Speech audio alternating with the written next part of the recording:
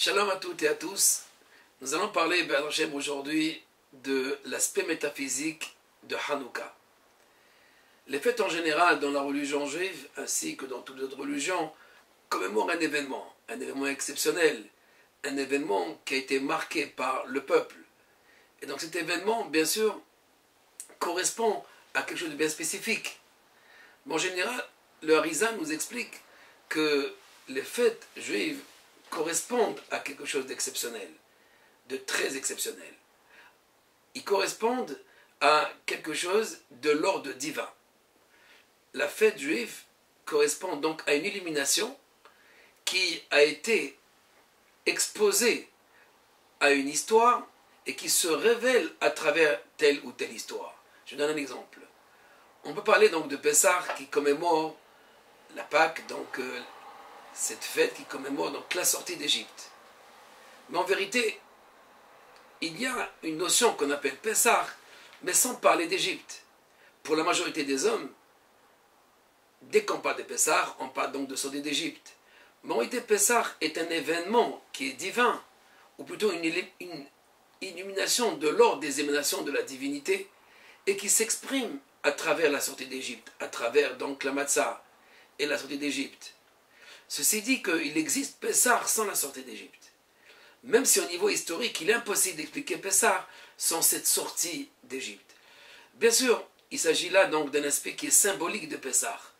Mais cet aspect symbolique pour l'Arizal correspond à l'essence même de la fête. Donc, que ce soit Pessah ou Sukkot ou Shavuot, toutes les fêtes juives correspondent à une illumination divine. Cette illumination correspond donc à un événement dans l'histoire. De même, Hanouka correspond pour la majorité donc à la guerre des Maccabées contre les Grecs. Cette guerre qui est clôturée par l'allumage donc de la Hanoukia, ou plutôt de la Menorah, du candélabre à l'époque du Temple. Donc, pour nous, la fête de Hanouka correspond dans ce sens exotérique, donc au niveau historique, à quelque chose de spécifique, à la guerre des Maccabées, à la guerre de la lumière contre les ténèbres, si on veut, et à l'allumage donc de la Menorah qui s'appelle Hanouka qui signifie en hébreu littéralement inauguration, réinauguration donc du temple. Le temple est réinauguré par l'allumage de la Menorah qui, pendant une période, on ne pouvait pas allumer ni la Menorah, ni donc faire le service divin dans le temple puisqu'il était souillé par les Grecs. Ceci dit que la réalité,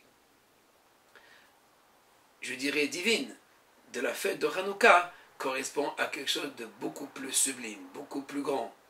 Il s'agit donc de l'allumage au fait de la Menorah elle-même.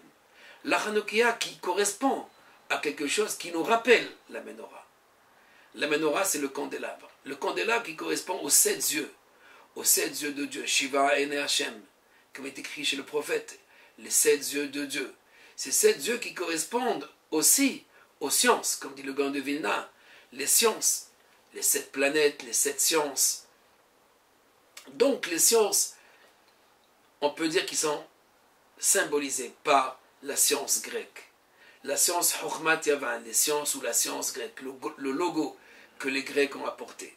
Le Ramchal explique dans Diba Maron, dans un passage, à propos donc des bêtes, les bêtes, ces bêtes énormes qu'a vu Daniel dans sa prophétie, qui correspondent aux exils, aux empires, aux grands empires donc où Israël sera exilé. En fait, ces bêtes correspondent quelque part aussi aux 4 côtés de la Merkava. 4 bêtes, 4 exils, mais 4 côtés de la Merkava, du chariot divin, qui correspondent à des aspects même de la divinité. Ceci dit que ces peuples, entre autres Babylone, la Perse, la Grèce et Rome, correspondent à des aspects de la divinité, mais on peut dire au niveau historique, au niveau donc de l'exil.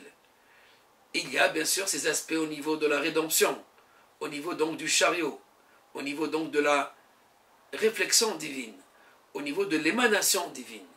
Mais il y a ce qui occulte le divin, ce qui occulte donc la direction divine. Ce sont ces empires. Ces empires, et donc c'est l'exil de la Shrina, l'exil de la présence divine elle-même. Dans cet exil, alors il y a un exil qui s'appelle l'exil des Grecs, ou l'exil grec tout simplement.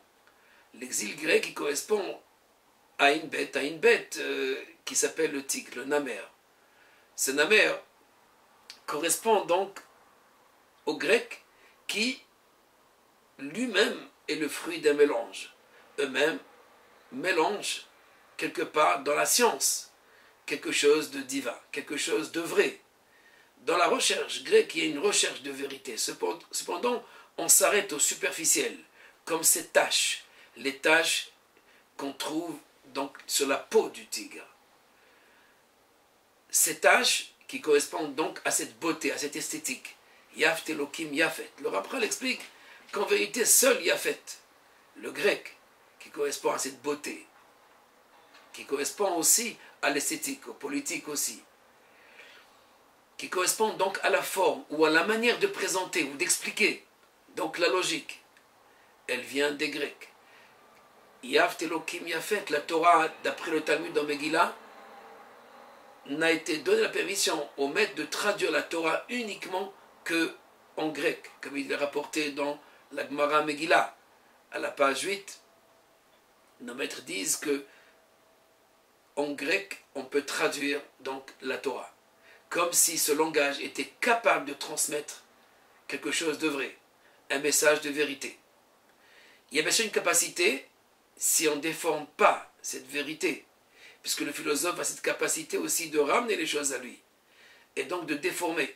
Bien sûr, dans la philosophie, il y a cette approche aussi qui est surtout anthropocentrique, où l'homme est au centre, on veut tout ramener à l'homme, et donc à l'histoire humaine. Mais si nous réfléchissons bien, nous voulons approfondir, bien sûr, cette idée de Hanouka, au-delà donc de cet aspect humain, anthropocentrique, arriver donc à l'aspect divin de cette fête. Nous savons que les Grecs, eux, ont une racine dans les vérités. Ainsi dit le Ramchal, Nimtsa, Shishtaresh, Chochmazu, Beze Shoresh Gadol. Donc il y a une racine à cette sagesse, à cette science grecque. Même si les maîtres l'ont considéré comme des ténèbres, Hoshech Yafan, relativement bien sûr à la lumière donc de la Kabbalah, à la lumière de la véritable science, qui est la lumière donc du Sinaï, de la Torah du Sinaï. Il est vrai que dans cette science grecque, il y a une racine qui lui donne cette possibilité de traduire et donc d'expliquer la Torah aussi dans le langage du logos, de la science, du rationnel. Ceci dit que c'est Yavan qui va dominer le monde, qui va maîtriser le monde par la science. Pour le Ramchal, la soumission de la présence divine, comme la soumission d'Israël, ce qu'on appelle l'exil, et par rapport justement à ces quatre peuples, à ces quatre dominations, ces quatre règnes, ces quatre empires.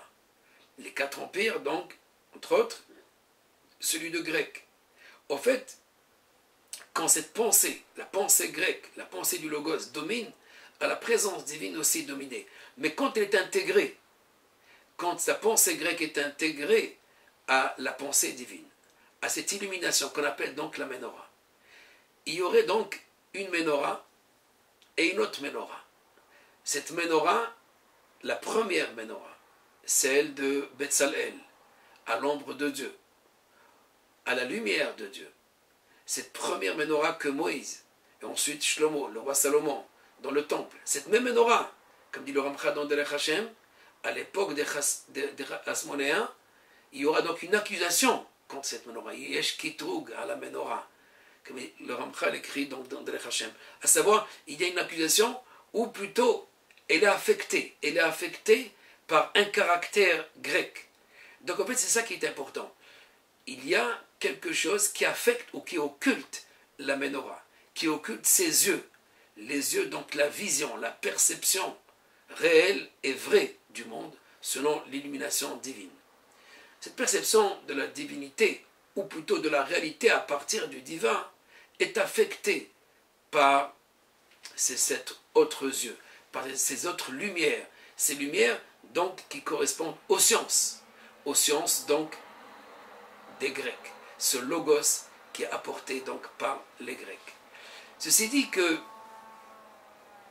cette lumière est la véritable lumière, la véritable essence donc, du monde, qui est la lumière donc, de la Ménorah.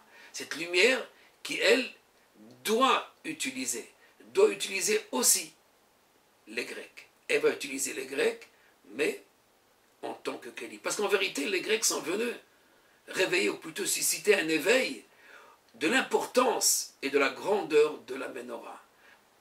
C'est pendant une période que la Ménorah n'était pas allumée qu'on va prendre conscience de la nécessité et de l'importance donc de la Ménorah, à savoir de la perception divine du monde.